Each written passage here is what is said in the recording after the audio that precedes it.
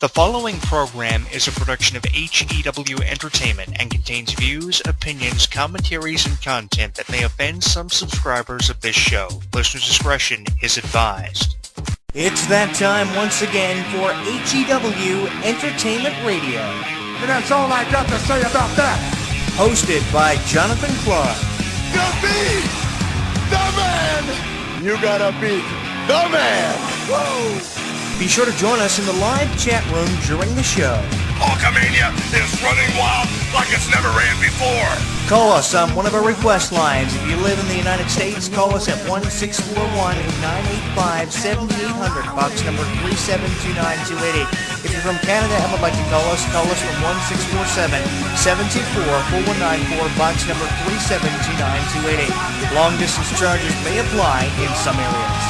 I've been the World Heavyweight Champion 10 times. Or you can always drop us a line at MySpace, myspace.com/HEW Entertainment. And you will rest in peace. Emailing us works for you too. Email us hewwrestling@hotmail.com. I am a wrestling god. JBL.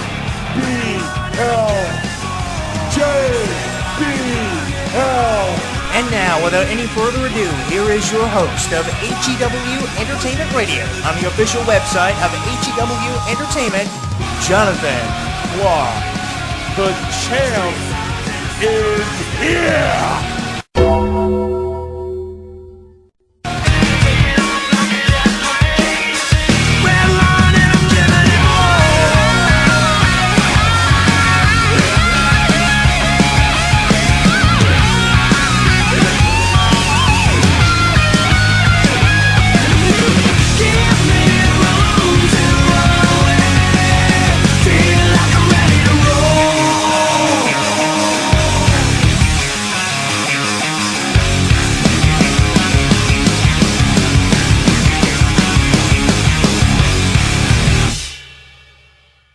Streaming live on YouTube, Twitter, and Facebook. HEW Entertainment Radio is inviting you to comment on our video blogs, join the conversation, and like us. So what are you waiting for? Log on and listen now.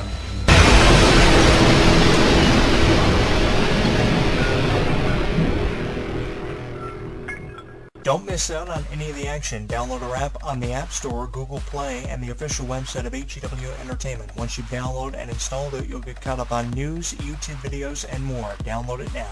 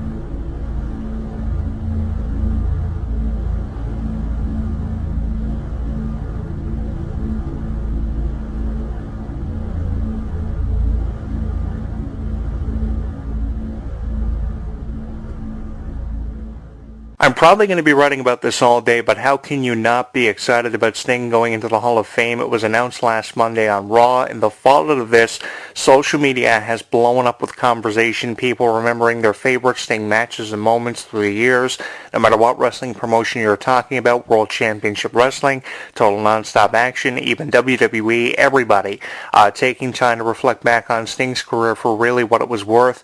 It was an incredible career that Sting had, over 25 years of wrestling, and it's just so amazing when you realize that this is finally happening. 15 years we've waited for Sting to arrive in WWE and to get to this point in his career. I was really talking about the pinnacle of Sting's career. What's really funny about this, just a couple of days ago I dropped the video blog on Sting's career-defining moment which he had to reach in WWE to really stand out amongst the best in WWE, and he's finally getting to that after so many incredible moments and matches throughout his legendary career, which spans over 25 years, 2.5 decades. Matches with Ric Flair, matches with Vader, matches with Goldberg, matches with Hulk Hogan.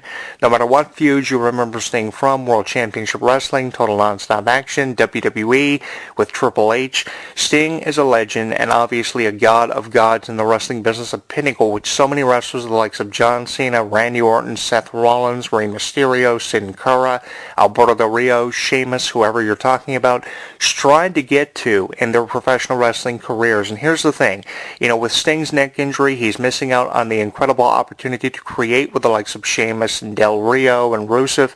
But the thing is, Sting will always be remembered as a definer of professional wrestling and what this business is really meant to be all about. And I think that a lot of people tend to forget what this business is really all about. And what it comes down to is, if you're not in the business to be the next Sting, if you're not in the business to be the next Triple H, if you're not in the business to be the next Undertaker, then your purpose has been defeated in professional wrestling, and you pretty much need to contemplate your career and your life and think about if you really want to do this. There's a reason why they have NXT. There's a reason why they have the developmental center, and there's a reason why they've had reality shows like Tough Enough for years to find out if you're tough enough and if you really want to be a part of this wrestling business and be the next Sting, and how you want to define yourself for being in the wrestling business and being remembered. And it's because of how Sting and people like Hulk Hogan made it all possible years ago when they were tearing up the territories. One of my favorite feuds that I remember Sting having was with Ric Flair back in 1990 at the Great American Bash event when he won his first World Championship.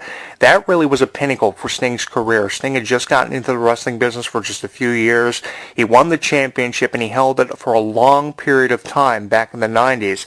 The early 90s were dominated by people like Sting and Ric Flair for tearing it up in the territories and really defining professional wrestling and setting a prime example of what you have to get to in professional wrestling and what you have to be. You have to be the best. You have to perform at your best along with being just the best. You can come out and say you're the best, but how are you going to define yourself? And Sting obviously defined himself by winning his first championship over 25 years ago. Some other matches I remember were the U.S. Championship matches he had with Vader, matches he had with Hulk Hogan in the lateral part of the 90s for World Championship Wrestling and events like Starrcade, matches he had against Goldberg and Diamond Dallas Page, Vampiro.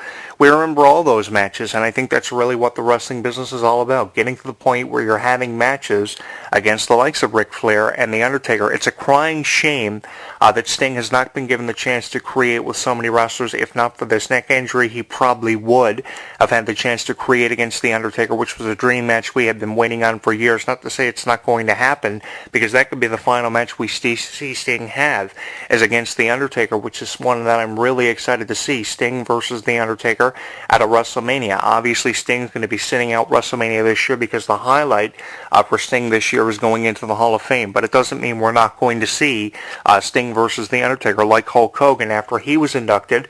In 2005, Sting could come back for one or two more matches following his induction and be one of the few wrestlers, one of the select few, that keep wrestling after they've been inducted into the Hall of Fame by whoever they're going to be inducted by. And who Sting inductee is going to be, that's one person that I'm really looking forward to finding out who it is. Who's going to be the one that's going to be given the honor honor to induct someone like Sting. Now, I would say, if it were up to me, it would be Hulk Hogan inducting Sting, but it's probably going to be Vince McMahon, probably even Triple H himself, if not that, John Cena, because as reported on ProWrestling.com, John Cena is going to be missing WrestleMania.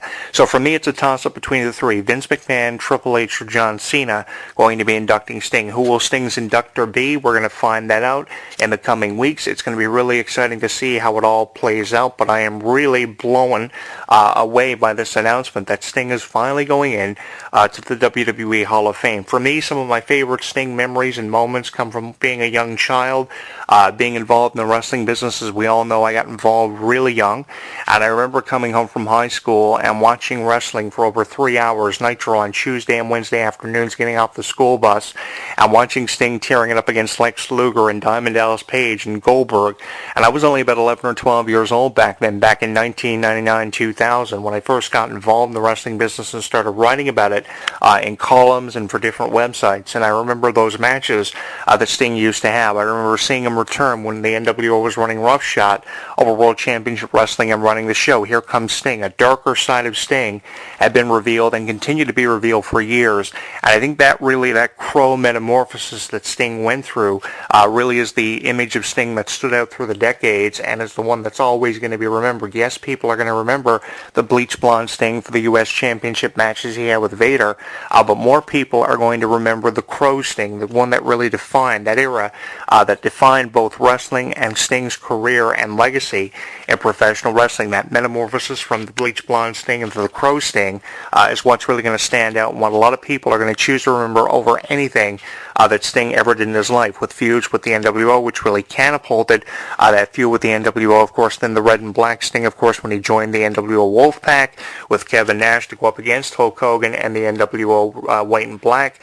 So many moments Sting created, again, going back through the years, and how many people Sting had the chance to create with. And I wonder what someone like John Cena, if he's to induct Sting into the Hall of Fame, is going to say about him. Maybe he'll remember how Sting returned to help him and Randy Orton throughout 2014 and 2015. Many of the unbelievable highlights we saw from just last year in 2015.